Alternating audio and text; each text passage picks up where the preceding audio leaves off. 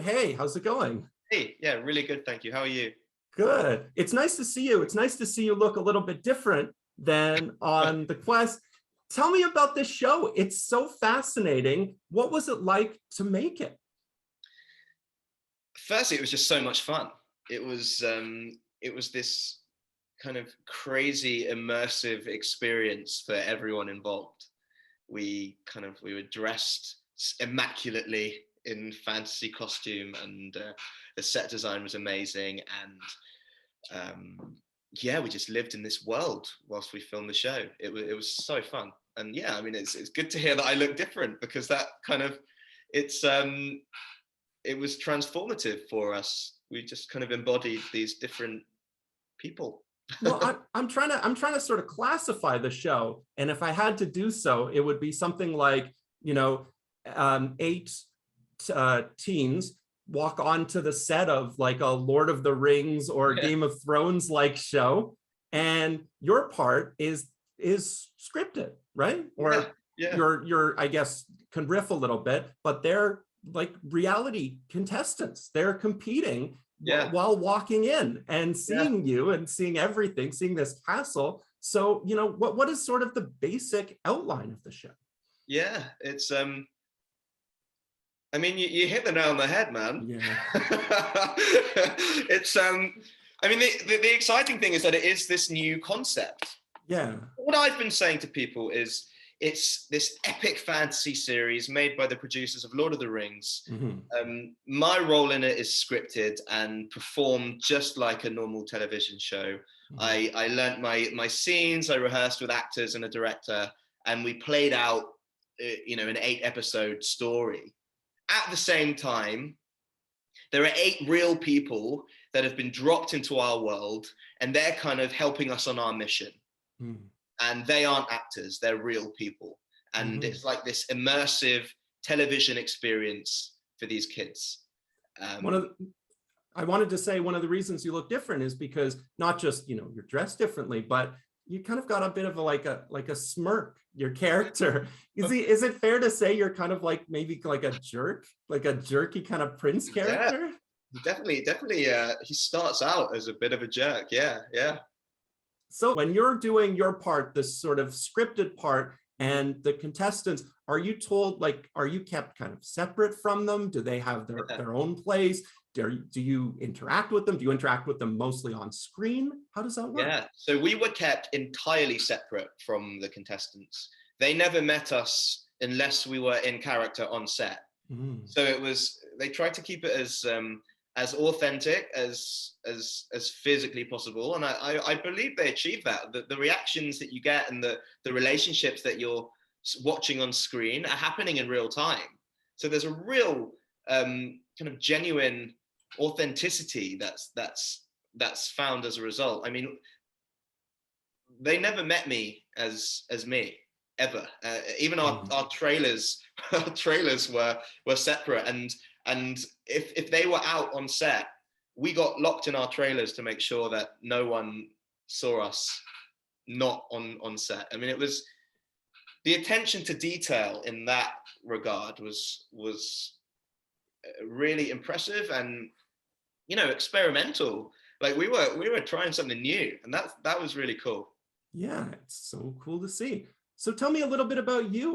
When you're growing up, I'm reading about all of the different things you've been doing. Does fantasy play into it? Do you have like a fantasy background? Did you grow up reading or, watching? Yeah, I mean, I grew up reading. My favorite films growing up were The Lord of the Rings. So I Yeah. guess my that's probably as much as a fantasy background as I have, to be honest. Other than that and the reading that I've done, but yeah, when I had this job come through that was being produced by one of the executives from Lord of the Rings, it was like a dream come true. And then I was put in this world, put in armor and given a sword, and I was playing a prince. It really was a dream come true. It was like being in like a version of Lord of the Rings. I loved it.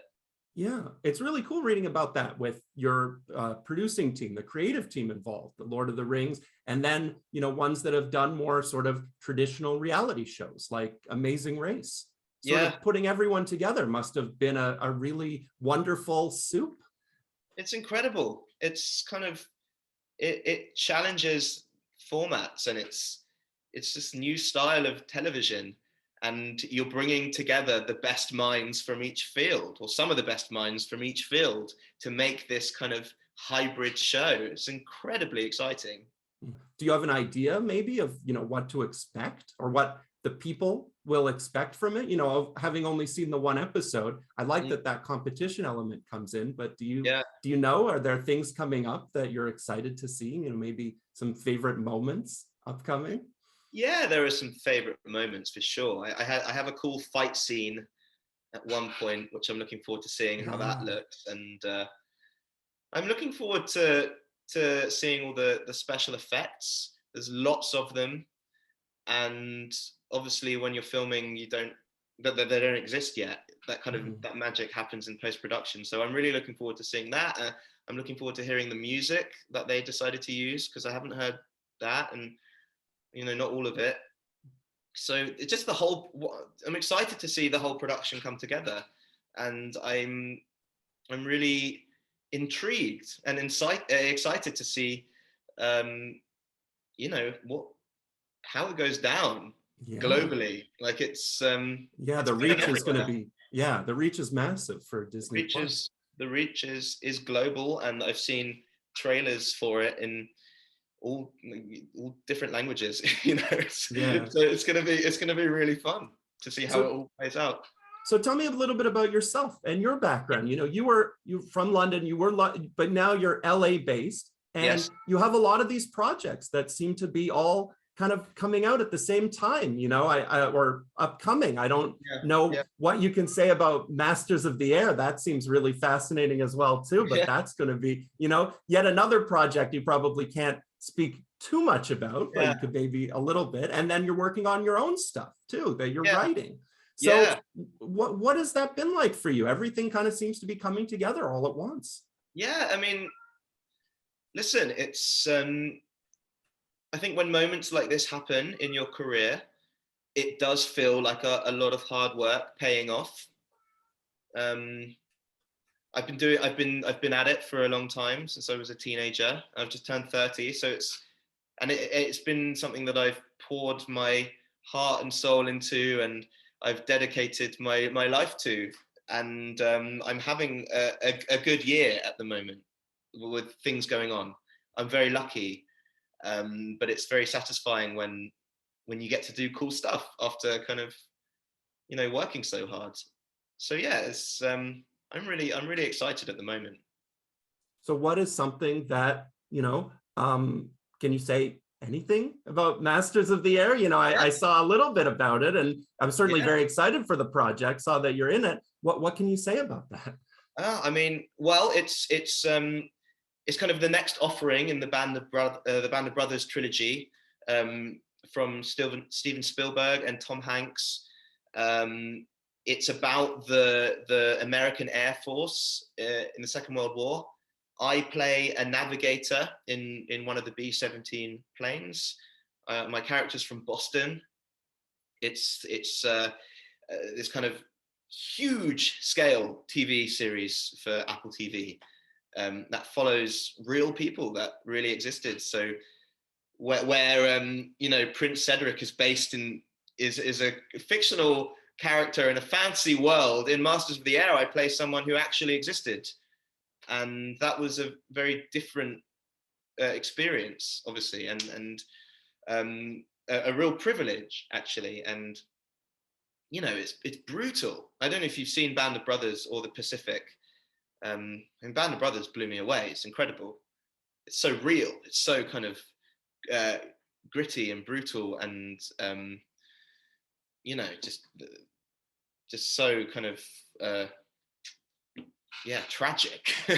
um, I would say Masters of the Air is in a similar vein. It's the same war, just in the skies, and I think the focus is really on the guys, on the they're boys really that flew the planes. I want to ask you quickly, since the Quest is something that a lot of people are going to be watching upcoming, and Masters of the Air as well. What's something that you've been watching? What's been of interest to you lately? Yeah, well, I'm currently finishing off Ozark. Yeah, yeah. Oh man, that last part of the last season is, I was so amazed by what it was able to accomplish. And it's so good, man. It's so good. I've got a few more episodes left, and I genuinely look forward to sitting down and watching it. It's just a joy, and Jason Bateman's one of my favorite actors. I just think he's amazing. So yeah, that's what's on my Netflix at the moment. Yeah. And then I want to know just briefly, what's something about your own work, because it looks really fascinating. And I don't want to get this wrong, that you're sort of writing a TV series that focuses on sort of a toxic masculine, like a male relationship. Like what's going on with it? Yeah. So I'm writing a TV series. It's a comedy about modern masculinity, set in a London football pub. It's an alternate universe where patriarchal men know how to talk about their feelings. And yeah, it's funny. It looks at lots of different male issues. I think masculinity is in an interesting place. I think we don't have enough resources showing us how to be better men, certainly not on TV. And I don't think there is anything on TV that shows men having sensitive and kind of educated, advanced emotional dialogue about sex and relationships. I just don't think it exists. And if it has, I haven't seen it. So I want to write something that appeals to a young male audience that is funny. It's kind of a mix between The Inbetweeners and Feel Good / Ted Lasso / a little bit of It's Always Sunny in Philadelphia. Just like a big mishmash of these kind of buddy comedies. But let's talk intelligently about male issues, and let's have those conversations, and let's show men how to be better so that we can catch up. That's where it's at, and I'm very passionate about it, and that's kind of what my writing work is centered around at the moment. Oh, that's amazing. And I was just going to say, maybe the Prince needs a bit of a sensitivity training or an exploration of masculinity as well on the Quest. Well, it's interesting. I think where I started with it, to be honest. It was Cedric, and he has this warrior complex, and then I did Masters of the Air, which is literally about, it is the warrior complex, is what I've been reading about, and this need to be strong and the protector and the provider and to be brave and to not show emotion. And I think that is the source of lots of our problems as modern men, and our inability or to open up or to show vulnerability or emotion, and we've kind of learned to suppress it. And I think I played two characters that kind of epitomized that. Yeah. And it was just something that I took real interest in, because it's relevant, and it resonates with me as a 30-year-old man. And I'm sure you and many others as well. We're kind of, the thing that's universal about it is that we're kind of all in the same boat with it. We have cultural differences and different experiences from different parts of the world and different demographics, but I think we're in the same boat largely. I was just going to say, I'm so glad that you were able to open up a little bit to me, because I'm even more fascinated by your work and the projects that you have coming up.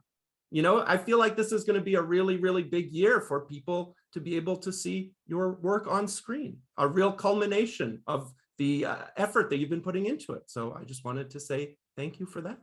No, thank you. And thank you for asking me about it. It's, it's a real joy to be able to share it with you. And I'm very lucky to be in a position to talk about my work. And I'm very proud of it. So thanks for having me.